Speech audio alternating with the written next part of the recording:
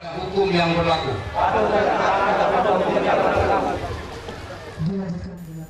Kabupaten Banyuasin merupakan salah satu dari sebagian wilayah di Sumatera Selatan yang sering dilanda bencana, seperti bencana kebakaran lahan dan banjir.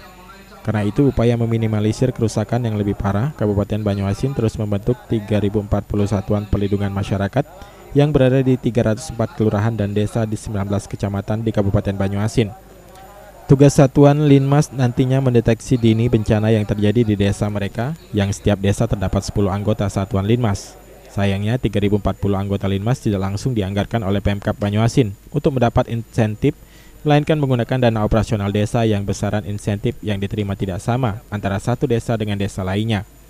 Selain harus peka terhadap potensi bencana, Linmas juga harus peka terhadap potensi konflik, khususnya mendekati Pilkada Banyuasin yang direncanakan akan dimajukan pada 2017 mendatang. Sulaiman, PAL TV.